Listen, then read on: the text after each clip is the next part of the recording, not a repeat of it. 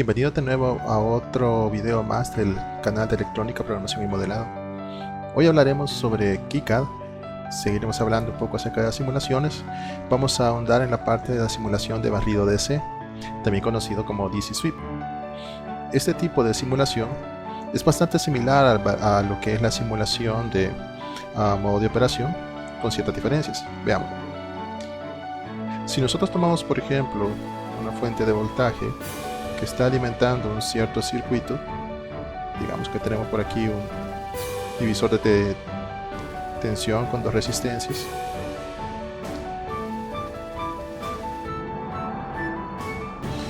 y este sería nuestro voltaje de salida y este es nuestro voltaje de entrada. Nosotros podríamos armar este circuito y hacer perfectamente una simulación de puntos de operación para poder conocer todos sus parámetros, sus corrientes, voltajes, potencias disipadas y más. Pero ¿qué pasa si, por ejemplo, lo que me interesa a mí es ver cómo se comporta el circuito cambiando VI, haciendo ya sea que varíe hacia arriba o hacia abajo su valor, para poder observar cómo sería su voltaje de salida dependiendo de esas variaciones?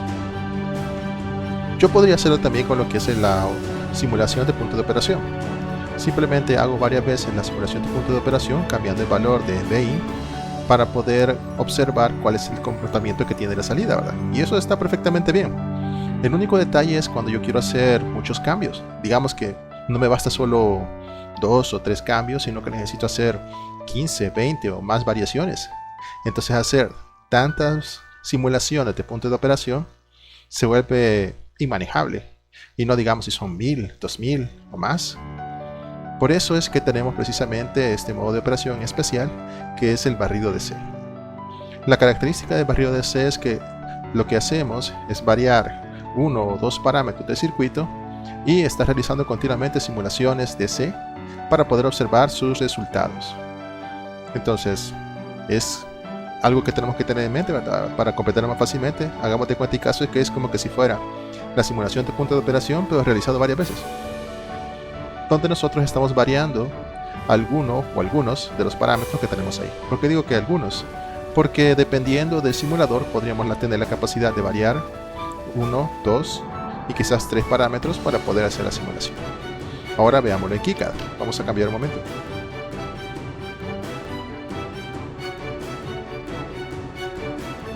Para este caso aquí he hecho un pequeño circuito, nada complicado,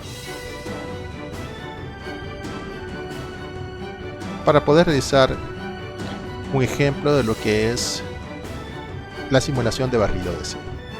Solo tenemos dos resistencias y una fuente. Recordemos que para que todo sea más simple, agregamos elementos que estén directamente relacionados con lo que son las simulaciones. Me refiero a que ya tienen incorporado un modelo para poder simularlos en Spice. También recordemos que las simulaciones que hacemos aquí en KiCad son hechas en el eje Spice y por tanto necesitamos cumplir con todos los requisitos de cualquier simulación de Spice. Entonces si yo coloco Spice ahí puedo observar que me coloca una librería que precisamente se llama simulación de Spice, y estos son elementos que son admitidos por Spice para poder ser simulados y con los que no tengo que tener mayor cuidado, ¿verdad? En cambio, si agarro un elemento general que no tiene un equivalente para Spice, entonces yo tengo que agregarle el modelo y definírselo para que el simulador sepa qué es lo que se va a hacer. Bueno, vamos a ocultar esto porque no lo estamos ocupando y así nos centramos en esta ventana. Nos vamos entonces a Inspect, después a la parte de simulación, cambiamos de ventana y lo que tenemos que hacer ahora es setear o ajustar el tipo de simulación que vamos a realizar. Entonces aquí tenemos varios tipos de simulación. Vamos a hablar de los otros en otras ocasiones. Nos vamos a centrar, como mencionaba, en lo que es el barrido DC. Y ahí podemos observar que nos aparece por defecto fuente 1 y aquí, si queremos habilitarlo, fuente 2. Nos pregunta qué tipo de simulación quieres hacer, qué quiero simular, qué quiero barrer. ¿Qué parámetros puedo barrer? Puedo barrer voltajes, corrientes, resistencias y temperaturas. Entonces en este caso voy a variar voltaje. Aquí puedo seleccionar la fuente V1, es la única fuente de voltaje que tengo en este caso. Si yo tengo más fuentes, entonces me hubiera mostrado un listado de todas las fuentes que tengo ahí para seleccionarla. Y me pregunta que cuál va a ser mi voltaje inicial, desde dónde va a partir, cuál va a ser su primera a su límite inferior. Le vamos a poner que va a ser de menos 5. Y su valor final le vamos a poner que va a ser 5. Ahora me pregunta cuál va a ser el paso de incremento. ¿Qué es eso del paso de incremento? Para partir de menos 5 y llegar a más 5, tiene que haber un incremento. Entonces, cada vez que se cumpla el incremento, se hace una nueva simulación. Digamos que, por ejemplo, yo le coloco un incremento de 1. Al colocarle un incremento de 1 significa que él va a hacer una simulación para cuando la fuente vale menos 5 voltios, para cuando la fuente vale menos 4 voltios, menos 3 voltios, menos 2 voltios, menos 1 voltio, 0, 1, 2, 3, 4 y 5. Entonces va a hacer esas simulaciones y va a haber una diferencia entre una y otra simulación. En el valor de la fuente se va a incrementar por el valor que yo le he colocado aquí, que es el paso de incremento. Y le doy OK. Podemos observar entonces que al darle OK nos dice que ha realizado el análisis a cierta temperatura y que tenemos ahí ciertos valores para poder ya graficar. Nos dice que tenemos 11 líneas de datos. ¿Por qué tenemos 11 líneas de datos?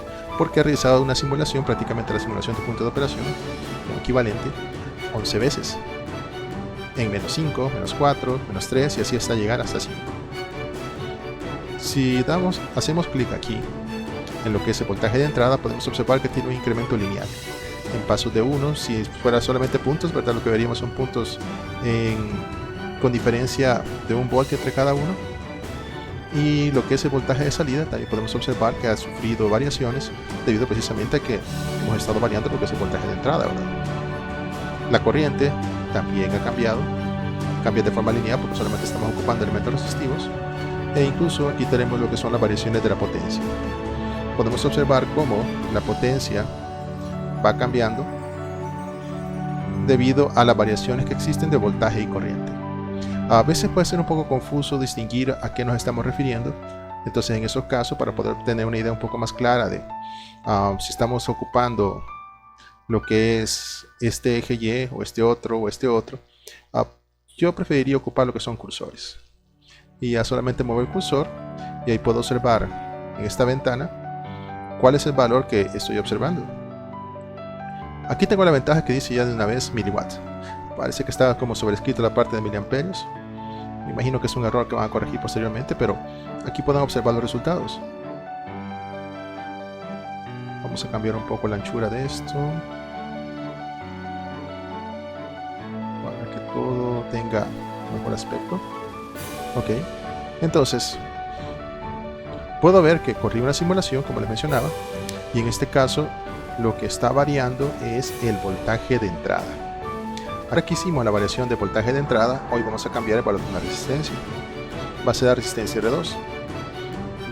Si había cerrado ya lo que es la ventana del simulador, la vuelvo a abrir. Voy a setear la simulación, siempre va a ser el barrido DC. Le especifico que va a ser resistencia. En donde dice fuente, se está refiriendo a qué variable voy a cambiar. Vamos a cambiar R2. Vamos a pasar de 50 ohmios a 200 ohmios e incrementos de 50 ohmios. Presiono OK. Y si no aparece nada acá, presiono correr. Y ahí me dice entonces cuántas líneas de datos tengo. En este caso solamente he hecho 4 líneas de datos. ¿Por qué? Solo he realizado 4 simulaciones para el valor de 50 ohmios, 100, 150 y 200 ohmios. Le voy a pedir que me grafique lo que es el voltaje de salida y este es el voltaje de entrada. El voltaje de entrada ahora no cambió. Si nos damos cuenta, ahora el voltaje de entrada se mantiene. ¿Por qué se mantiene? Porque no estoy variando el voltaje de entrada. Lo que estoy cambiando nada más es el valor de la resistencia R2. Entonces ya no está cambiando el voltaje de entrada porque ahora lo que estoy barriendo es el valor de la resistencia R2. Lo voy a quitar. Ahí podemos ver cómo es que se comporta el voltaje de salida a medida que R2 va cambiando. Y podemos ver que tiene razón, ¿verdad? Porque sabemos que entre más grande sea R2, entonces el voltaje que se encuentra entre sus terminales tendría que ser el mayor, acercándose al valor de la fuente. Y también, si queremos, ¿verdad?, podemos observar cómo es su cambio de potencia. Aquí viene un aspecto interesante, ¿verdad?, que es el concepto de máxima transferencia de potencia. ¿Qué es eso de máxima transferencia de potencia? Lo vamos a explicar aquí brevemente.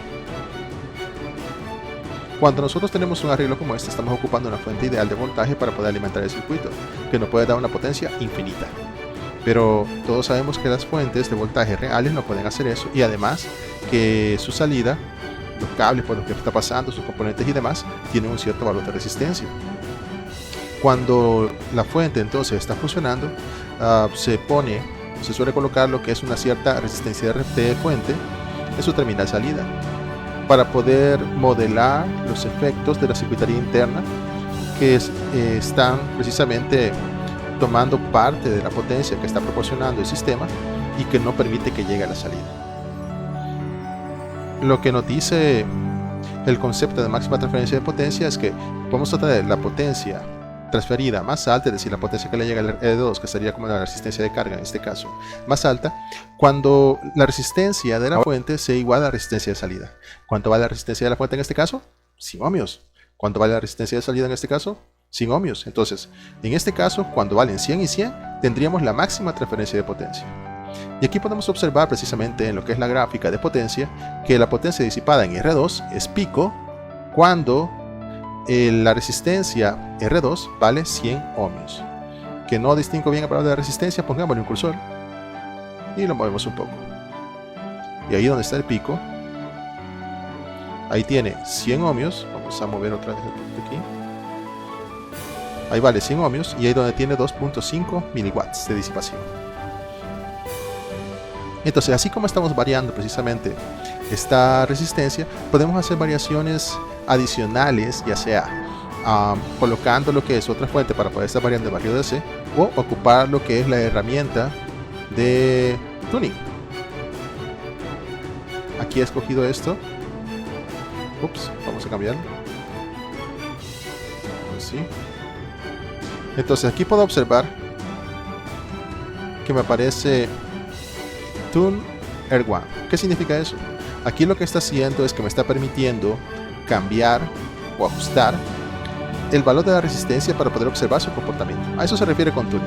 Es como cuando estamos haciendo tuning, en inglés sería como sintonizar o ajustar, hacer ajustes finos para poder observar su comportamiento. Entonces, si yo cambio aquí, pueden notar como también la gráfica está cambiando.